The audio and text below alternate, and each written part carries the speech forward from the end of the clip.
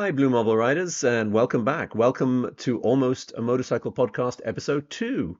And thanks to those folks who watched episode 1. I really appreciate that. And in special thanks to those of you who commented. I appreciate that as well. And that's one of the reasons we'll be doing this podcast, because as you probably saw from the thumbnail, this one is going to be all about your questions and comments. If you haven't seen episode 1 about how I ended up spending $2,000 on 2 inner tubes, well, then I'll put a link right at the end of this one and you can go back and watch it. But on to this podcast. Not only have I been remiss about not creating content for the past couple of months, and there have been various reasons for that, and valid ones, but I've also neglected to look at comments and questions until last week when I started going through mounds of them. So I thought this week I'd go through and respond to some of the more interesting comments, questions, and opinions that you've left for me in the past few months. If I don't get to yours, I'm so sorry.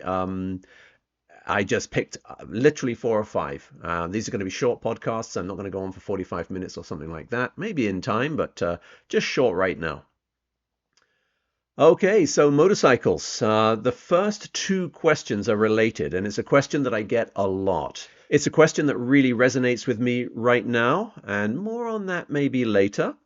Both come from the same video, and this is an older video I did, I don't know, 2, 3, 4 years ago, and it's the 5 things I hate about my Vstrom 1000, and I got 46,000 views for that, I think. Not the most views I've ever got on a Vstrom video, but for some reason that one really does get a lot of comments coming off it. And unusually, they're often very positive, which is great because I'll move on to another hate video I did a little later, and that one gets me into a lot of trouble often. So this one right here, it's basically, this is from Mr. Creative 6020, and if you're out there, Mr. Creative, I hope you don't mind me using a question. I sold my Vstrom 1000 and bought a KTM 790 Adventure, he starts. I'm now kicking myself that I sold my Vstrom 1000. I've just sold the KTM and I'm going back to a Vstrom. However, I'm considering the lighter 650, but I'm wondering, is that enough? Will I be disappointed in it after having had the 1000?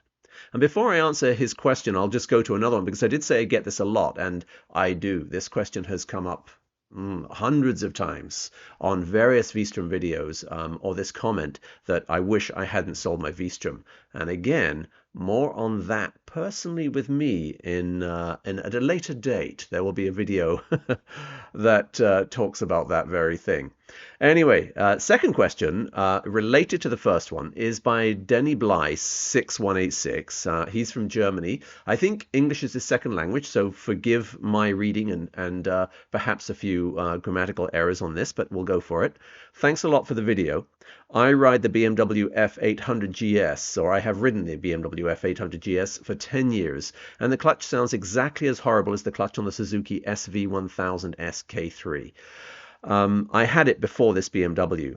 I'm a little bit disappointed about this as a production thing on the V engines of the Suzukis and the newest generation too, but I miss the sound and the power of that great big V-twin I had. I think I will change back to the Suzuki after my BMW experience. The first gen of the new Vstrom 1000 is a great bike without all the TFT screen stuff, and it has a great V engine with some fine modifications. Greetings from the Harz Mountains in the middle of Germany. So both these videos are regrets for selling their Vstroms. The first one, though, from Mr. Creative, I'll go back to that.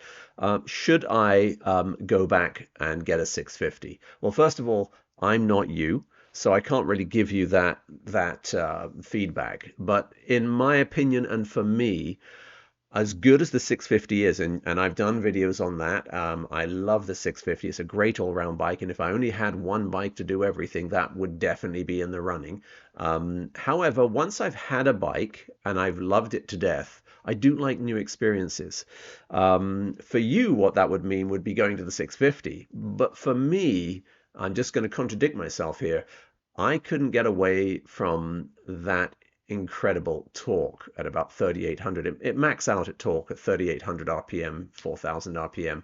And it is a step up from the 650 in many, many ways. only one drawback to the 1000 I can see, or a couple. One is, of course, it's more expensive. Its running costs are more expensive. Not very. It's a really reasonable bike. For a liter bike, I don't know if you'll find much cheaper out there. But two, it's also a little heavier, although I think it carries its weight a little better than the 650 lower down. But if you're planning on going off-road, weight's everything, and the less weight you have, the better it is as well. You didn't say you were, but if you were, it would be the 650 for me. However, my own opinion, if you're just touring with it, that 1000 is a lovely bike, and I would find it hard to go back to the 650. You might want to ride it first, though. Okay, moving on. As I said, that's my top 5 hates video of the Vstrom. And when I do these videos, they're my bikes. I love the Vstrom. Everybody knows I love the Vstrom. I started the video by praising the Vstrom, and I hardly ever get any negative feedback on that video, even though it's labeled the top 5 hates. I did get one a few months ago, someone who was really vitriolic and very upset with me, but I don't know if he watched the whole thing. Because if he had, he would have known that, hello, this guy loves it. He's just coming up with 5 problems that this bike has. And just because I own a bike doesn't mean it's perfect. Doesn't mean that I can't see some of the foibles it might have, and it doesn't mean that, like all of us, I don't want to fix some of them. I love farkling with bikes, and I think most of us do. So when we get a bike, it's great, but we want to make it even better, and we change things about it. And they were basically the 5 things that I talked about. A couple of them you can't really change on it, unless you go and get the clutch rework to get rid of the clutch clattery sound. But it's just a sound, it's not a mechanical thing. Anyway, I'm off task. Let's get going.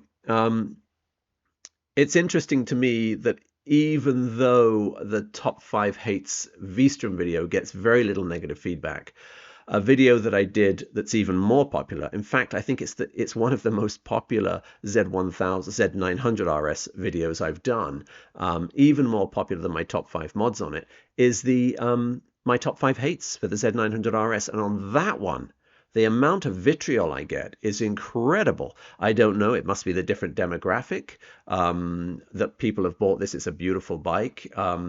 It's not as functional as the Vstrom. It's not a best friend like the Vstrom. It's got a real personality, and people seem to take it completely the wrong way. Even though I started that video the same way as I start all of the top 5 hate videos is, I love the bike, but what can I do to make it fit me better? You know, and there are some real things that you need to do to a Z900 RS, the tires being number one, the ECU remap being another one, that you really should do if you want to get the most out of the bike. The suspension appears to be very harsh on the OEM tires. Get some Michelin Road 5s on there, and suddenly it's plush. Okay, on to the next video, the next comment, sorry. This was a comment on my video in the fall where I compared the Suzuki GSX-S 1000GX and the Moto Guzzi Stelvio. Now, they're not natural competitors, but I argued that a buyer looking at one should probably look at the other one as well. And a lot of people agreed with me. One particular comment, though, stood out for me because it had nothing to do with the comparo between the two bikes, but it raises an age-old gripe that a lot of people, or some people, have. And, you know, I can understand all perspectives on this, but this one was from Jason Harrop 98, and he says, and I blanked out the first bit of it, Jason, because I could see you were quite disappointed in the Suzuki's specs. He says, Suzuki's still using that near 20-year-old K5 engine. More power, please. Just to refresh your memories, that bike has 150 horsepower. It has about 78 or 80 foot-pounds of torque, quite a lot. But it makes its horsepower up around 11,000 RPM. Now, for me, that's a great engine. And it's got a lot of horsepower. For me, 150 is a lot of horsepower. None of my bikes have that much, and I find that I have more than enough on tap for me. Now, I'm not sure of Jason's experience, and perhaps he's more of a racer than I am, but it is a plush tourer. And I'm not sure how much horsepower you need on a plush tourer. For me, it's more about torque, but everybody's different. It's only 232 kilograms. It's one of the lighter big tourers as well. So that's a good dollop of power for me. But for you guys out there in Blue Marble Rider land, what's your opinion? Is that enough power? Too much? When you look at the Stelvio, what are we looking at? 115? And but more torque. Okay, we are running up to 10 minutes now, so I'm going to take a couple more questions that I've got down here. This is a question about removing heated grips from my Z900RS, and again, I'll put the link at the end or up here. Whenever you buy a bike like I did with that Z900RS, the first thing I wanted was, because I live on Vancouver Island, which is a beautiful place, but to make the shoulder seasons more palatable, and I know I'm being soft here, other Canadians are looking at me saying, what the hell are you talking about? You're in the tropics compared with us. Yes, but everything's relative, right? So I decided to get some heated grips, and I decided I wanted the OEM heated grips on the Z900RS. Because they look good. They're integrated, they're part of the system. So when I bought the bike, I had them put those on. On my Suzuki, my big Suzuki, I have the Oxfords with the little control panel sitting up off the handlebars. Now that probably wouldn't look the best on the Kawasaki. It's not that sort of bike. It's all about looks on that bike. So I didn't do it. But it turns out the Kawasaki OEM heated grips, like nearly all the heated grips I've ever used out there that are OEM or come spec'd on a bike, they're not as good. They get about half as warm, I should say, as the Oxfords. The Oxfords get incandescent. I can ride those in the winter. I put them on full blast with thick gloves on. Now, of course, the Suzuki has hand protectors, but my hands are warm. Literally, I can feel the warmth coming in. With the Kawasaki, it tends to be sort of a lukewarm in those times of year, sort of the end of fall, the early spring. Now, it's not that they're doing nothing. If I take my hands off or turn them off and ride, I can feel the difference. But they're not really anywhere near as warm as the Oxfords. They don't feel warm. They just sort of keep your hands at sort of above ambient. And, you know, they don't have hand guards on them. Perhaps they would be a little better. Also, I noticed that the right-hand side one on the throttle is a little more powerful than the other one for some strange reason. But anyway, that's aside. This question, though, was from SPAC KW, no, sorry, SPA KW59. And he says, I'm trying to remove the left heater grip, but it's very difficult. Could you remove it from your OEM handlebar? What he's talking about is about, I don't know, 3 years ago, I replaced the handlebars. I didn't like the stock handlebars on the Z900RS. I found they were too high.